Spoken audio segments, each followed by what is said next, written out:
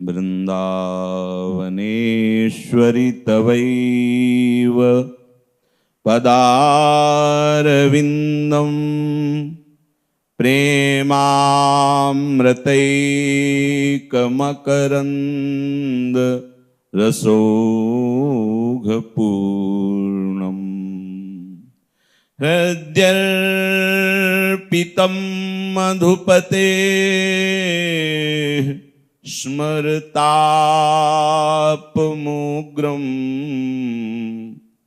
निर्वापयत् परमु शीतलमाश्रयामि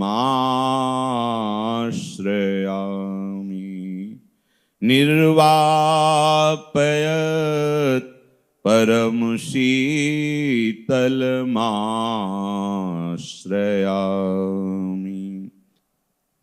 जब कर्तव्य कर्म करने के लिए मनुष्य शरीर मिला है और कर्तव्य हमारे सामने उपस्थित है, पर भगवान की माया से जीव काम क्रोध मोह मद मत्सर इनसे ग्रसित होकर कर्तव्य कर्म का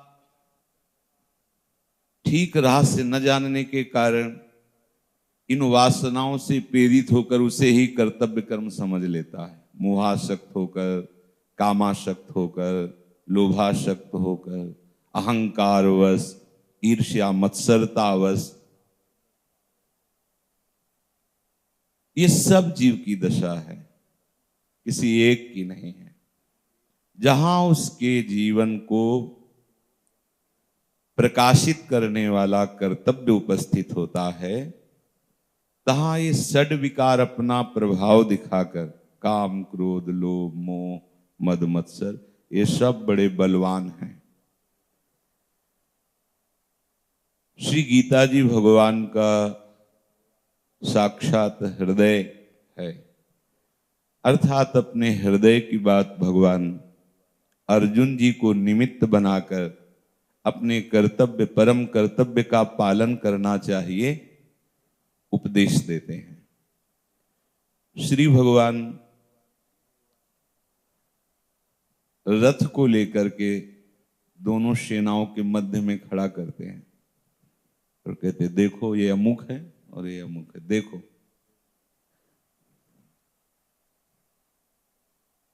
देख करके मोहित हो जाना, मोह ग्रसित हो जाना, ये तो हमारे पूजनीय जन हैं,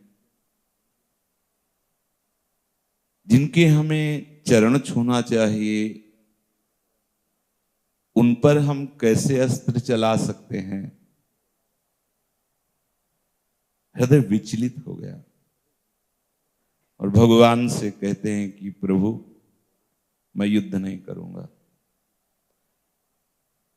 मैं इन सब से विलग होकर के भिक्षा मांग कर जीऊंगा, लेकिन युद्ध नहीं करूंगा, इनको नहीं मारूंगा।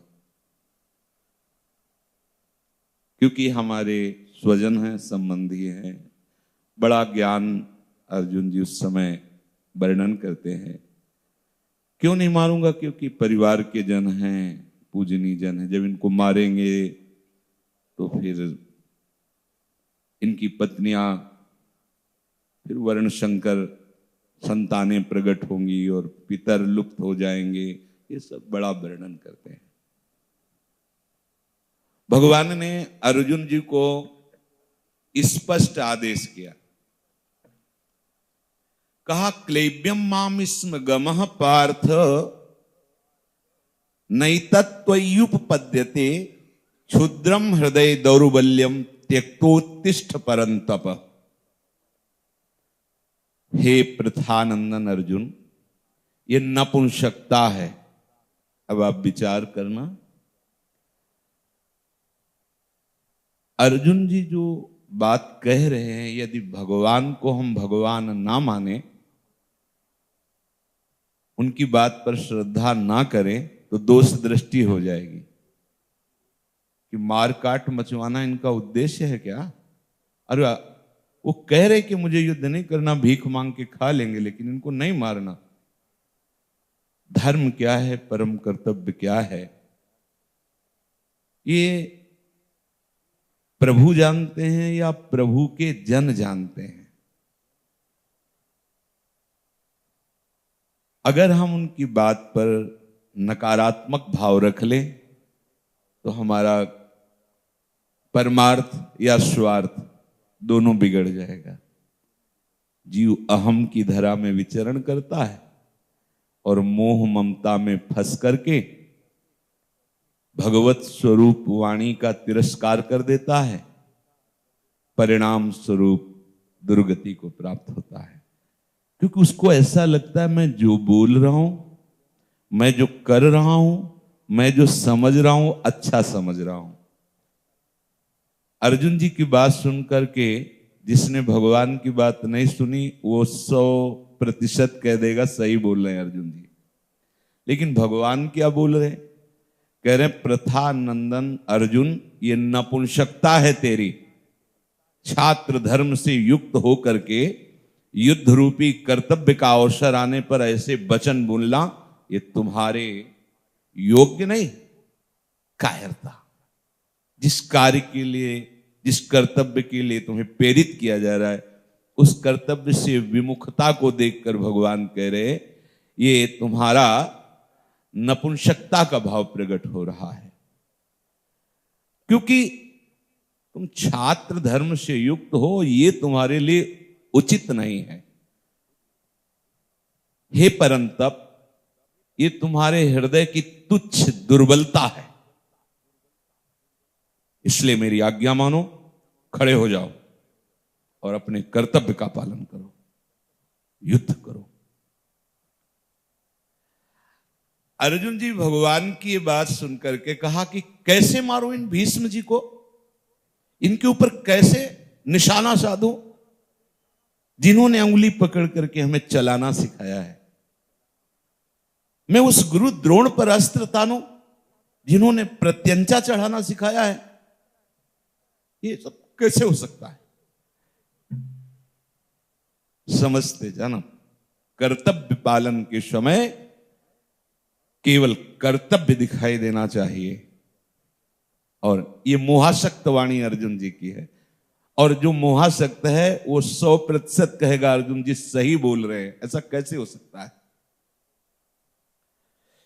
अब एक तरफ हृदय में ये बात चल रही कि भगवान की आज्ञा सर्वोपरि है, वो कह रहे हैं कि इस कायरता को, नपुंसकता को त्याग और उठ खड़ा हो और अपने कर्तव्य का पालन कर।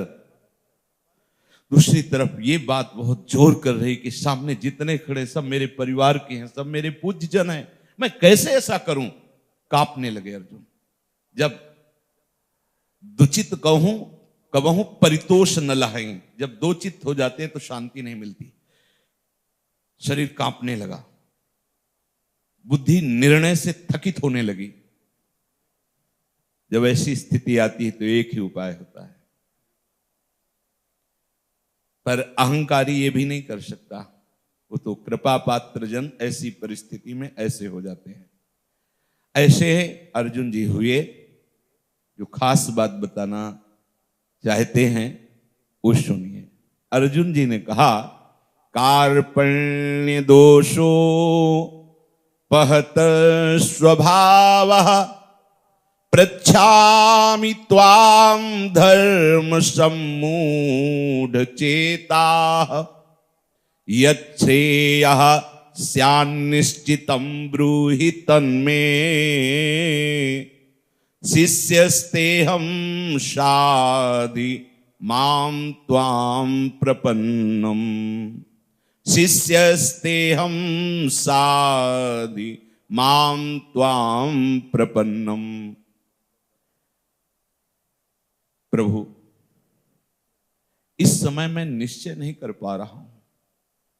एक तरफ आपकी आज्ञा है, एक तरफ ये हमारे पूजनीय परिवार के जन हैं।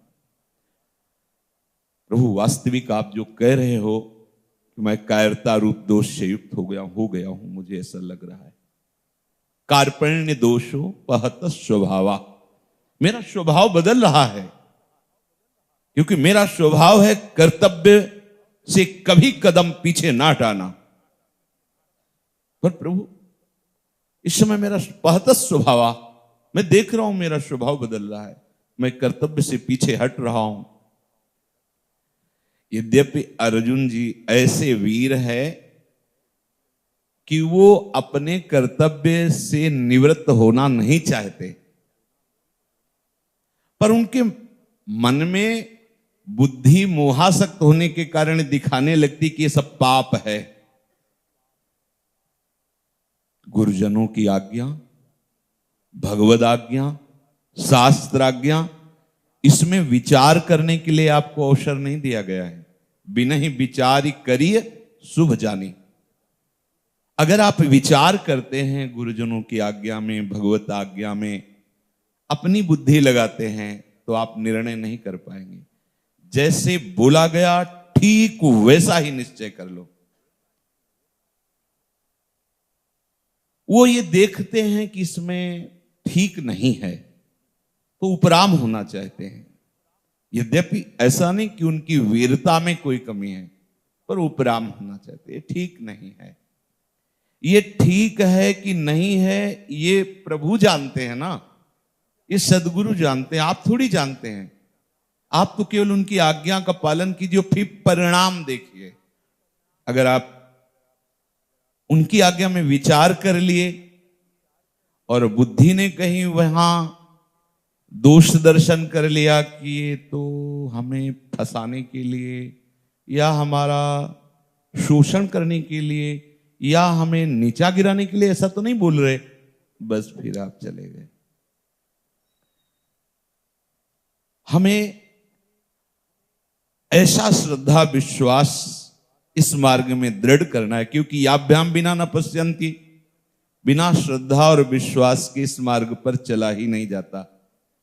ऐसा दृढ़ करना है कि चाहे सर्वस्व नाश हो जाए, पर हम शास्त्र आज्ञा, गुरु आज्ञा का कभी उल्लंघन नहीं कर सकते। तो आप देखोगे आप अमृत पद पर स्थित हो जाएंगे। पर हमारी स्थिति यह होती है कि हम बुद्धि को ज्यादा आदर देते हैं अपनी, और भगवद वाणी को, गुरु आज्ञा को उतना महत्व नहीं देते जितना अपनी बुद्धि को देते हैं। जबकि बुद्धि को ही समर्पित कर देना चाहिए और आज्ञा के अनुसार चलना चाहिए। अर्जुन जैसे महापुरुष को भी भगवद वाणी में ऐसा लग रहा है कि भगवान कह तो रहे हैं कि ये कर्तव्य है करो, पर मुझे लग रहा है पाप है। भगवद आज्ञा में वो उपराम होना चाहते हैं, तभी वो कहते हैं कि मैं अपने स्वभाव से विचलित हो गया हूं, मेरा स्वभाव बदल रहा है, मैं कायरता रूपी दोष से युक्त हो गया हूं। क्योंकि मेरे स्वभाव में कभी भय, कभी अवसर आने पर, कर्तव्य प्राप्त होने पर उससे उपरामता, हट जाना या दीनता दिखाना, ये मेरे स्वभाव में नहीं, पर ये मेरे स्वभाव में सब आ रहा है। क्योंकि भगवान ने स्पष्ट आज्ञा की थी कि हृदय की दुर्बलता को छोड़ो, कायरता को, और कर्तव्य कर्म का पालन करो। अर्जुन ने विचार किया कि अब क्या ठीक निर्णय है, ये मैं नहीं कर पा रहा हूं, तो शिष्यस्तेहम्, क्या शिष्यता है ये समझना होगा। शिष्यता का लोग साष्टांग दंडवत कर देते, पर उसका भाव नहीं समझते। साष्टांग दंडवत का मतलब होता है संपूर्ण समर्पण, 8 अंगों से आपको समर्पित है। तो बोले प्रणाम किया है, उनको गुरु बनाया है, पर बेमतलब का वो शासन हम पर करते हैं, तो आपकी बुद्धि ऐसा निर्णय कर रही। एक बार पूज्यपाद उड़िया बाबा की सेवा में संत मत जन रहते थे, बड़े सौभाग्यशाली थे। किसी से भी दोष होना स्वाभाविक है। कोई ऐसा दोष हो गया जो बाबा के सिद्धांत के विपरीत था। बाबा ने बुलाया और कहा तुमसे गलती हुई। साधु कभी अपनी गलती छुपाता नहीं है। संसारिक क्या करता है, अपनी गलतियों पर पर्दा डालकर सामने आरोपित करता है कि ये झूठ है। लेकिन साधु जो होता है, भगवत मार्ग का पथिक होता है, उससे यदि गलती हो जाती है तो चौड़े पे स्वीकार करता है कि गलती हो गई, हमसे दंड दिया जाए या क्षमा किया जाए, गलती, वो आगे बढ़ जाएगा।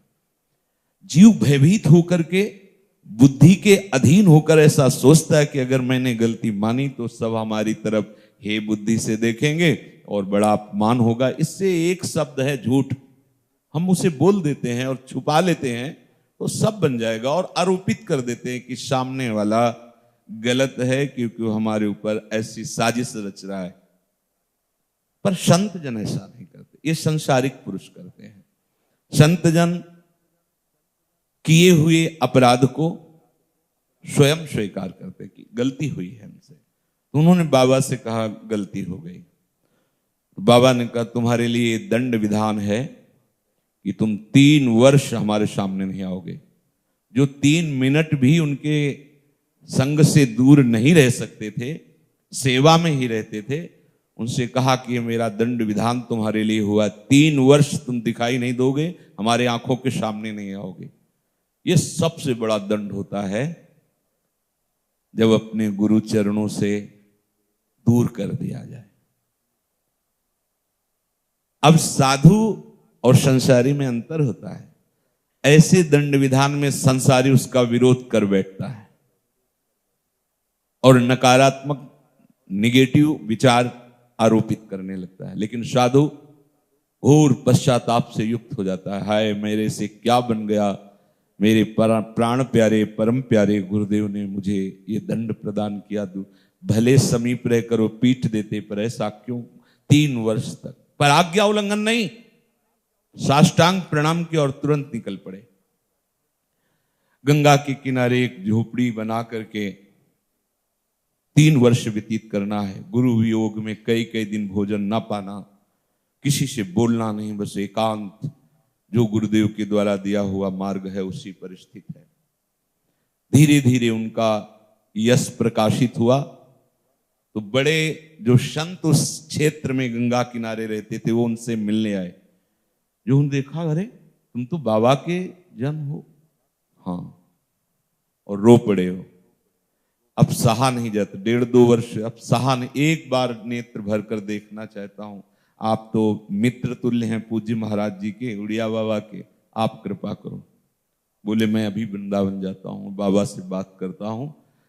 आए, बाबा बैठे, बाबा से कहा कि जन साधारण भी आपके दर्शन का लाभ ले रहा है, तो जो आपको तन मन प्राण समर्पित किए हैं, आप इतनी कठोरता क्यों धारण करते हैं? एक बार वो आपको देखना चाहते, फिर चले जाएंगे, 3 वर्ष पूरा होने पर ही आपके पास आएंगे। बाबा उसके विषय में कुछ नहीं बोले, ना हाँ ना ना, क्योंकि ना बोलते हैं तो समान स्थिति के संत प्रार्थना कर रहे हैं। हाँ भी नहीं बोले, ना भी बोले, नहीं बोले, मौन रहे। वो समझ गए, ज्ञानी जन होते हैं कि बाबा अपने वचन पर दृढ़ हैं। वो गए, बोले कोई प्रभाव नहीं पड़ा हमारी प्रार्थना का। 3 वर्ष तक उन्होंने एकांत रहकर गुरु चरणों का ध्यान करते हुए उपासना की। जे ही 3 वर्ष पूरे हुए, बाबा के समीप आए, बाबा के चरणों में रो कर गिरे। तो उन्होंने कहा जो 30 जन्म में भी तुम्हें नहीं प्राप्त होता, वो 3 वर्ष में प्राप्त हो गया, देख लो। निहाल कर दिया ब्रह्मबोध 3 वर्ष में। इधर से बाबा का संकल्प और उधर से बाबा के प्रति विरह। अगर शास्त्र और गुरु वचनों पर दृढ़ विश्वास नहीं, नकारात्मक भाव है, तो देखो संसार के मार्ग से भगवत मार्ग उल्टा है। जैसे माता पिता अपने बच्चे को प्यार करते हैं तो कहेंगे खूब खाओ, अरे सोने दो, खूब सो, ऐसे लौकिक। सदगुरु जब अपने बच्चे को प्यार करेगा तो बोलेगा कम खाओ, कम सो, कम बोलो, ये मनोरंजन नहीं, अंतर्मुख बनो, बहिर्मुख नहीं। बिल्कुल उल्टा मार्ग है। अब अगर इसको नकारात्मक पक्ष से लिया जाए तो बोले भरपेट भोजन नहीं देते, सोने नहीं देते, बाहर जाने नहीं देते, मिलने नहीं देते, हंसने खेलने नहीं देते। ये मार्ग उल्टा है। फिर उससे क्या होगा? सदगुरु पर दोषारोपण होने से तुम्हारा लोक परलोक सब गिर जाएगा। हम चाहेंगे भी बचाना तो नहीं बचा पाएंगे, क्योंकि हमारे हाथ से बात फिसल जाएगी। भगवान ने स्पष्ट कहा कि तुम कायरता रूप दोष से युक्त हो रहे हो, नपुंसकता को, हृदय दौर्बल्यम, खड़े हो जाओ और कर्तव्य का पालन करो। उसी समय अर्जुन, कैसे ऐसे करूं, कैसे ऐसे? प्रश्न नहीं उठता था, बस वचनम करिष्येत, आप जो बोले मैं वही करूंगा। तो गीता जी का पूरा प्रादुर्भाव नहीं होता। अर्जुन जी और भगवान जी एक ही है, लीला से वो सब भगवत स्वरूप है अर्जुन। अर्जुन जी ने विचार किया कि भगवान ने आज्ञा की और मैं पालन नहीं कर पाया, इसका कारण क्या हुआ? पीछे तीसरे श्लोक में भगवान ने आज्ञा की कि नपुंसकता को छोड़ो, हृदय दौर्बल्यता को छोड़ो और कर्तव्य का पालन करो। तो विचार किया कि भगवान में गुरु बुद्धि नहीं है, इसीलिए मेरे हृदय में बुद्धि काम कर गई। नहीं तो बुद्धि का काम करना हमारे लिए ठीक बात नहीं, आज्ञा पर बुद्धि नहीं लगानी, जो आज्ञा हो गई उसको वैसे ही अक्षरशः पालन करना है। तो ये हमारे अंदर दोष इसलिए आ गया कि मैंने भगवान को गुरु नहीं माना। तो कह रहे शिष्यस्ते हम, अब मैं आपका शिष्य हूं प्रभु, मैं आपका शिष्य हूं। अपने कल्याण की बात जो संत महापुरुषों से हमारे हृदय में आती है वो तभी टिकेगी जब उन पर गुरु भाव होगा। ऐसे सुना सत्संग, मनाया पकड़ा, मनाया नहीं पकड़ा, लेकिन जब आज्ञा हो गई कि आप ये करो, ऐसा करो, तो जो सत मार्ग का पथिक है वो कभी ऐसा नहीं कर सकता, कभी गुरु आज्ञा का उल्लंघन नहीं कर सकता। जो सत मार्ग का पथिक है वो कभी अन्य आश्रय नहीं ले सकता। किसी का आश्रय लेकर अपने गुरुदेव की आज्ञा का अपमान करना, अवहेलना करना, अनादर करना, ऐसा कभी सतमार्ग का पथिक नहीं कर सकता। अगर कोई ऐसा कर रहा है तो बेचा रहा है, अज्ञान की धरा में है, वो ये जान नहीं पा रहा कि हमारा लोक परलोक सब नष्ट हो रहा है। कल्याण की बात श्री सदगुरुदेव के मुख से जो निकलती है और हमारी पूर्ण श्रद्धा होती कि हमारे सदगुरुदेव भगवान हैं, तब वो असर करती, प्रभाव करती है। साधिमाम त्वाम प्रपन्नम, मैं शिष्य तो बन गया प्रभु का, शिष्यस्ते हम। अब विचार किया कि अपना अस्तित्व भी समर्पित कर देना चाहिए। क्रम से देखिए, मित्र की तरह प्रश्न किया तो भगवान ने आज्ञा की कि तुम्हारी सारी बात ये कायरतापूर्ण है, हृदय की दुर्बलता है, कर्तव्य विमुखता है, इसलिए उठ खड़ा हो और अपने कर्तव्य का पालन कर। तर्क उपस्थित कर दिया, इनको इनको इनको ऐसे कैसे हो सकता है। अब जब घबराहट पैदा हुई कि एक तरफ मेरे प्राण प्रिय मित्र कृष्ण बोल रहे, दूसरी तरफ बुद्धि ऐसा निर्णय कर रही, क्या करूं? सोचा उनकी आज्ञा का पालन ना करने की जो हमारे हृदय में बुद्धि प्रेरणा कर रही कि कैसे ऐसा कैसे? भगवत वचन पर क्यों म्यों, कैसे वैसे नहीं, सदगुरु के वचन पर क्यों म्यों, बिना ही विचार करी शुभ जानी। तो सोचा कि हमारी गुरु बुद्धि नहीं, तो कहा शिष्यस्ते हम, मैं आपका शिष्य हूं। फिर विचार किया कि शिष्य तो है पर समर्पण, तो कह रहे साधिमाम त्वाम प्रपन्नम, गुरु उपदेश दे देंगे, जिस मार्ग का उपदेश देंगे उस मार्ग को प्रकाशित करते हैं। सब कोई थोड़ी मार्ग जानता है, जैसे आप हो तो मार्ग जानने के लिए ही तो आए हो। तो जैसे आप डॉक्टर के पास जाते हैं, वो हरी नीली पीली कई प्रकार की टेबलेट देते हैं, चूरन देते हैं, इंजेक्शन देते हैं, कुछ लिक्विड देते हैं पीने के लिए। क्या आप उसमें संशय करते हैं क्या? जो समय बताते हैं, जो परहेज बताते हैं, ठीक समय से लेते हैं, परहेज से करते हैं, और कभी भी किसी भी टेबलेट पर प्रश्न नहीं कर, ये हरा क्यों है, ये नीला क्यों, ये सफेद क्यों है, ये इंजेक्शन क्यों, ये पीने वाली दवा क्यों आप नहीं करते। लेकिन जब सद्गुरु आपको भगवत मार्ग का उपदेश करते हैं, जिसको आपकी जानकारी नहीं, जैसे आपको डॉक्टर की जानकारी नहीं, पर ये डॉक्टर है, वैद्य है, ऐसा मान करके हम उसकी अक्षरशः बात मानते हैं, क्योंकि वो अपने मार्ग में प्रवीण है, रोग निवृत्ति में, और मैं रोगी हूं तो पूरा समर्पण कर देते हैं, उसकी बात मानते हैं। ऐसे ही सद्गुरु अपने मार्ग में प्रवीण है, भगवत मार्ग का प्रकाशक है। आप संसार मार्ग में चलते रहे तो आपकी बुद्धि भगवत मार्ग को नहीं देख पा रही, तो आपको हो सकता है लगे कि ऐसा कैसे, पर आप चलकर देखेंगे, जैसे डॉक्टर की बात मानते हैं तो आपको निहाल हो गए, ऐसा अनुभव होगा। पूरा गुरु मार्ग का प्रकाश उसी पर होता है जो शिष्य अक्षरशः गुरु की आज्ञा पर समर्पित होकर चलता है। समर्पण, अन्य आश्रय, अन्य बल, अन्य संबंध नहीं। फिर ध्यान दीजिए, गुरु मार्ग उसी के हृदय में, उसी शिष्य के हृदय में प्रकाशित होता है जो शिष्य भाव स्वीकार कर समर्पण वृत्ति से उनकी आज्ञा के अनुसार चलता है, अन्य कोई सलाहकार नहीं। आज हमारे गुरुजी ने ऐसा कहा था, आपके विचार में क्या है? अब वो अपने निगेटिव विचार या पॉजिटिव विचार जैसा देगा वैसे, गुरु वचनों पर नहीं, किसी से, भगवान से भी सलाह लेने की जरूरत नहीं। ऐसा विश्वास जो बोल दिया बस उसका हम पालन करें।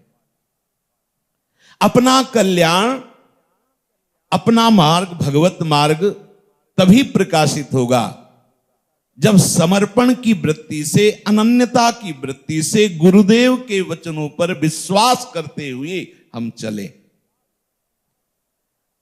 जो समर्पण नहीं करता उसके कल्याण की जिम्मेवारी गुरुदेव पर नहीं होती, और जो समर्पित होता है तो गुरु पर जो निर्भर होता है, निर्भर माने होता है अब कोई भी आशा, भरोसा, बल, विश्वास हमारा अन्य नहीं रहा। आप नरक भेजो, स्वर्ग भेजो, आप दंड दो, क्षमा करो, पुरस्कार दो, तिरस्कार दो, आप बस, इसे कहते हैं निर्भर।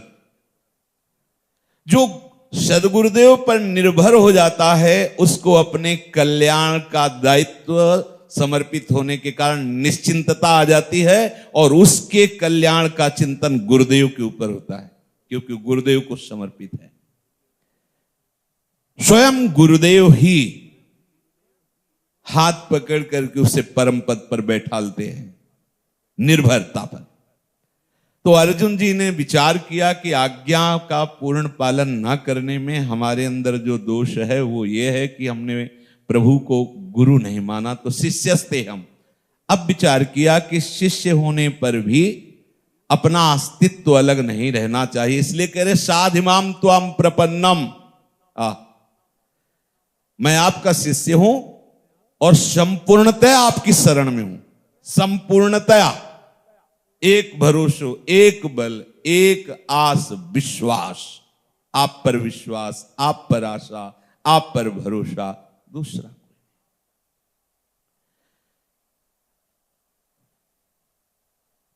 इसमें पहली बात, अर्जुन जी जब अपनी बुद्धि को देखते हैं कि क्या परम कल्याण है, क्या परम हित की बात है, ये मेरी बुद्धि निश्चय नहीं कर पा रही है और मैं अपने कर्तव्य से विमुख हो रहा हूं, ये पहली बात है भगवत मार्ग की। क्या प्रेम मार्ग है, क्या वृंदावन रस है, किससे हमारा कल्याण होगा। एक कर्तव्य है धर्म का पालन करना, एक कर्तव्य है परिवार का पोषण करना, एक कर्तव्य है कुल रीति से चलना, और ये भगवत मार्ग ये क्या है, कैसे चलूं। पहले ये निश्चय कर ले कि मेरी बुद्धि निर्णय नहीं कर सकती,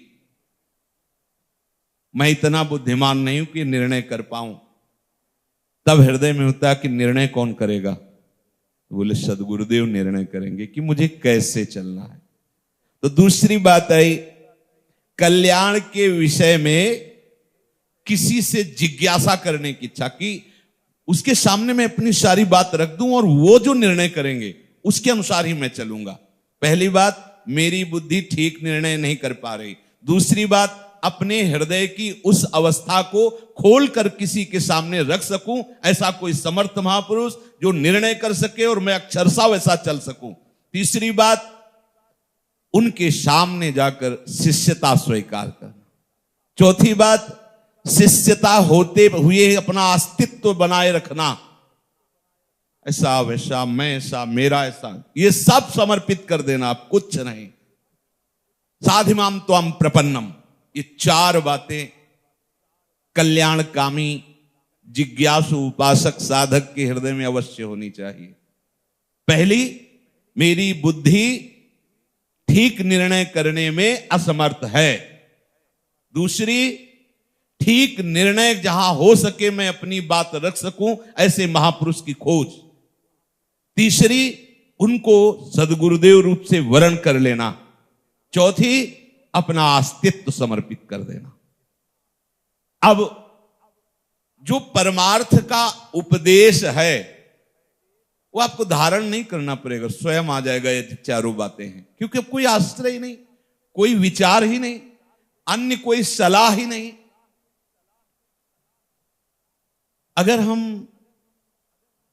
थोड़ा भी कहीं शिष्य बनने के बाद अपना भी अस्तित्व रखते हैं तो उसमें उनकी आज्ञा उल्लंघन करने का या दोष दर्शन करने का भाव आ सकता है। पहली भी बात है, दूसरी भी बात है और तीसरी भी बात है, शिष्यस्ते हम। पर ये चौथी बात नहीं, साधिमाम त्वम प्रपन्नम, इसमें दोष हो सकता है। जैसे पूज्य श्री रामदास काठिया बाबा को उनके गुरुदेव भगवान ने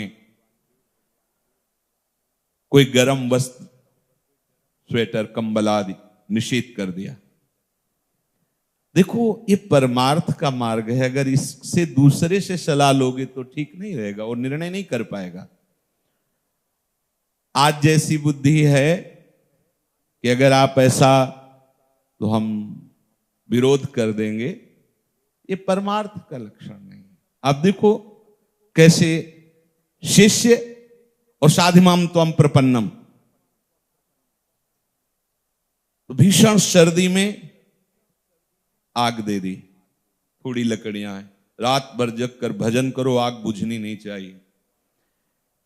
एक दिन सो गए, शीतलता अधिक होने के कारण आग के आंच में सो गए। अब वो आग शांत हो गई। अब जब नेत्र खुले तो सर्दी से शरीर कांप रहा था। गए, कहा गुरुदेव थोड़ी आग दे दीजिए। कहा आग बुझ गई, इसका मतलब आप सो गए। बोले जी। बोले अपराध हुआ, आज्ञा उल्लंघन हुई। ठीक है, हम दंड विधान करते हैं तुम्हारे लिए। इतना मोटा लकड़ी का काट डाल दिया। ना श्वास भी अधिक भर सकते हो, ना पानी, ना भोजन अधिक भर सकते हो, क्योंकि कोई रबड़ तो है नहीं, काट है ना। लेटो तो चाहे जिधर लेटो वो इतना मोटा है, पीछे से है, अगर सीधे भी करवट भी तो कष्टदायक। बलिहारी, ये साधिमाम त्वम प्रपन्नम, मैं अपना अस्तित्व आपको समर्पित करता हूं। आगे चल करके वही सिद्ध महापुरुषों में हुए। सदगुरु के द्वारा दिया हुआ शासन संपूर्ण कर्मजाल को नष्ट करके भगवत प्राप्ति कराता है। पर शिष्य हो गए, अस्तित्व तो नहीं समर्पित किया तो भी बात नहीं बनेगी। शिष्य के बाद साधिमाम त्वम प्रपन्नम, मैं पूर्ण रूप से अपना अस्तित्व समर्पित करता हूं, ये होना जरूरी है। अगर ये नहीं होता है तो गड़बड़ हो जाएगा। फिर आपके मतलब सो गए, बराबर महीनों से जगा रहे थे, सो गए, थोड़ी आग बुझ गई तो ऐसे दंड विधान कर दिए। चैला होता है ना, चैला लकड़ी, उससे शांत। मेरा शरीर है ही नहीं, गुरुदेव पूजे या दंड दे उनका है, मेरा तो नहीं। जो साधिमाम प्रपन्नम शिष्य है उसका भार गुरुदेव लेते हैं। जो केवल शिष्य है और साधिमाम प्रपन्नम नहीं है, तो उसे अपने कल्याण का भार स्वयं लेना होगा। मंत्र उपासना दे दी, आप अपना ना चलो तो कुमार्गगामी बनो तो तुम जानो, सतमार्ग में चलो तो तुम जानो, पर जो अस्तित्व समर्पित कर दिया उसमें प्रश्न नहीं बनता। अस्तित्व समर्पित तभी माना जाएगा जब जैसी आज्ञा है उसके अनुसार, बिना अपराध के दंड विधान कर दिया गया कि आप ऐसा ऐसा ऐसा, तो आपको प्रश्न भी नहीं करना कि गलती क्या है, ये दंड क्यों मिल रहा है, हमें क्या मतलब है, दंड या पुरस्कार हो आप जानो, चलो ऐसे। वो देख रहे हैं कि तुम्हारा अस्तित्व कहां है। तुम्हारा अस्तित्व बकाया होगा तो तुम्हें बुरा लगेगा, तुम्हारा अस्तित्व बकाया ही नहीं तो बुरा ही नहीं लगेगा, क्योंकि हम तो यंत्र की तरह हो गए, अब जैसा आप चाहो वैसा चलाओ। ये भगवत मार्ग ऐसे नहीं, बहुत सूक्ष्म मार्ग होने के कारण बुद्धि उसको ठीक से समझ नहीं पाती और विपरीत दिशा चलती रही है, और विपरीत दिशा ही आपको चला देगी। न ही प्रपश्यामि ममापनुद्यात् यच्छोकमुच्छोषणमिन्द्रियाणाम् अवाप्य भूमावसपत्नमृध्यम् राज्यं सुराणामपि चाधिपत्यम्। कारण कि प्रभु ये धन धान समृद्ध ये राज्य, कोई शत्रु नहीं बचा, खूब संपत्ति है, खूब ऐश्वर्य, सब ये स्वर्ग आदि देवताओं का जो सुख है, राज्य, ये सब मिल जाए तो भी मैं देख रहा हूं कि जो मेरे हृदय में जलन पैदा हुई है, ये इंद्रियों को जो सुखाने वाला शोक पैदा हुआ है, ये दूर हो जाए ऐसा मैं नहीं देख रहा। प्रभु मैं विजयी हूं, हो जाऊं, शत्रु कोई मेरा बचे ना, मैं पृथ्वी का एक छत्र राज्य प्राप्त कर लूं या देवराज का राज्य प्राप्त कर लूं, तो भी मुझे मेरे हृदय में जो जलन हो रही है, ये जो शोक पैदा हुआ है, ये शांत नहीं हो सकता। इसलिए मैं आपका शिष्य हूं, आपको समर्पित हूं, अब आप मुझे उपाय बताओ। संजय जी धृतराष्ट्र को बता रहे, एव मुक्त्वा हृषीकेशं गुडाकेशः परन्तप नयोत्स्य इति गोविंद मुक्त्वा तूष्णीं बभूवः। संजय जी कह रहे हैं, हे शत्रुतापन धृतराष्ट्र जी, निद्रा को जीतने वाले अर्जुन ने अंतर्यामी प्रभु गोविंद से कहा कि मैं युद्ध नहीं करूंगा, और चुप हो गए। भगवान हंस दिए, वारे शिष्य वारे शरणागत, ऐसी ही दुर्दशा है। मैं आपका शिष्य हूं, मैं आपको समर्पित हूं, पर जो आप आज्ञा करेंगे वो मैं नहीं करूंगा। इसीलिए भगवान जब बोले तो कैसे बोले, तमुवाच हृषीकेशः प्रहसन्निव भारत सेनयोरुभयोर्मध्ये विषीदन्तमिदं वचः। भगवान हंसते हुए बोले, कैसी शरणागति है, पहले ही कह रहे हो मैं नहीं करूंगा, जब स्वीकार करते हो कि आपकी बुद्धि ठीक निर्णय नहीं कर पा रही, इसलिए आप वो बात हमारे सामने रखते हो और उस बात को ठीक से समझ सको, इसलिए शिष्यता स्वीकार करते हो, और शिष्यता पूर्ण ठीक मार्ग पर चल सके इसलिए अपना अस्तित्व समर्पित करते हो, तो फिर निर्णय करने का अधिकार तुम्हारा कहां है। तुम कहते भी हो कि मैं तुम्हारा शिष्य हूं, तुम्हारी शरण में हूं, पर मैं ऐसा नहीं करूंगा जो कर्तव्य कर्म के लिए आदेश दिया जा रहा है, वो कहते हो आप मैं नहीं करूंगा। तो भगवान हंस दिए कि वाह शिष्यता और वाह तुम्हारा समर्पण। प्रभु अत्यंत कृपा करके सबके हृदय में विराजमान है।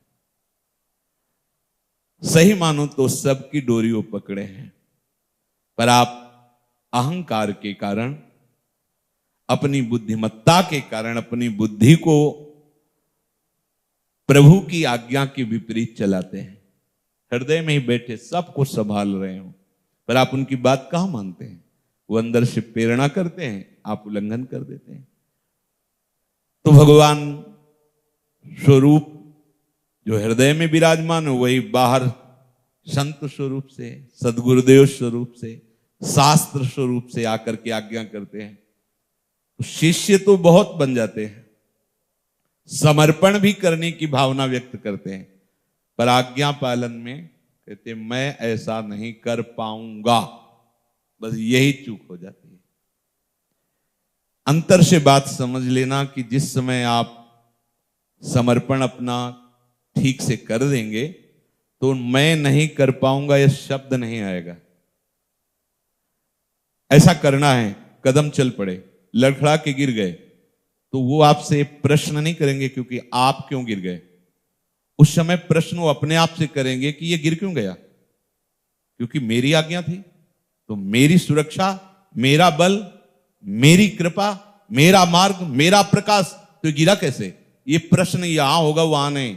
अगर उससे कर भी दिया जाए विनोदवश कि आप गिर कैसे गए, तो वो आपकी तरफ देखेगा कि आप देखो कैसे गिर गए। जैसे छोटा बालक जब गिर जाता है और मां दौड़ती है बचाने के लिए, तो मां से ही छीना झपटी करता है कि अब उठाने आई हो, तुम कहां थी जब मैं गिर गया था, अब क्यों हो, पहले क्यों नहीं क्षमा? क्योंकि वो मां के ही आश्रित है। लेकिन प्रभु तो अनंत माताओं जैसा वात्सल्य लिए सर्वज्ञ, सर्वत्र, सब जगह विद्यमान, सर्वशक्तिमान है, हमारे गिरने की संभावना ही नहीं। पर जो हमारा परमार्थ में ना चलने का उत्साह, परमार्थ से भ्रष्ट होने की बातें आती हैं, उसका कारण होता है शिष्यता ठीक ना होना, समर्पण ठीक ना होना, अपना अस्तित्व बचाए रखना। इस मार्ग के पथिक को इतना समझ लेना है कि संसार से ये उल्टा मार्ग है। अगर आप किसी संसारिक व्यक्ति का सपोर्ट लेकर इस मार्ग पर चलना चाहेंगे तो कभी नहीं चल पाएंगे, क्योंकि जस्ट उल्टा है तो वो निगेटिव ही पड़ेगा कि नकारात्मक ही पड़ेगा कि। इसीलिए कहा गया है कि संत सदगुरुदेव की आज्ञा में रहना। वो आपको नकारात्मक दिखाई दे सकता है, ऐसा नहीं करना, आपको ऐसा नहीं करना, आपको अभी आप वहां गिरे नहीं हैं पर उनको दिखाई दे रहा है कि ये 100 कदम के बाद गिर जाएगा, तो वो कह रहे हैं गिर गया, शांत, वापस। तुम्हें लगेगा मैं तो बिल्कुल फ्रेश जगह पे खड़ा था, ना फिसलन थी, ना गड्ढा था, ना कोई गलती थी, इन्होंने मुझे दंड विधान कर। नहीं, तुम्हें नहीं दिखाई दे रहा, उनको पता है कि 100 कदम बाद तुम ऐसे गिर जाओगे कि तुम्हें कोई उठा नहीं सकता, इसलिए अभी समय है, वापस हो जा। पर उसको नहीं दिखाई देने के कारण उसको लगता है बेमतलब हमको डांटा जाता है, बेमतलब दंड दिया जाता है, और वो उनकी आज्ञा का उल्लंघन। मैं शिष्य हूं, समर्पित हूं, पर मैं ऐसा तो अस्तित्व तो नहीं समझ। इसीलिए विषीदंत मिदम बचहा प्रसन्नु, प्रभु हंसते हुए बोलते कि ये कोई शिष्यता है? तुम कहते हो मैं ये नहीं करूंगा, अब ये करूंगा, ये नहीं करूंगा, अब ये तुम्हारा प्रश्न नहीं बनता, क्योंकि तुम शिष्यस्ते हम साधिमाम त्वम प्रपन्नम। शेष चर्चा आगे। राधा वल्लभ श्री हरिवंश, राधा वल्लभ।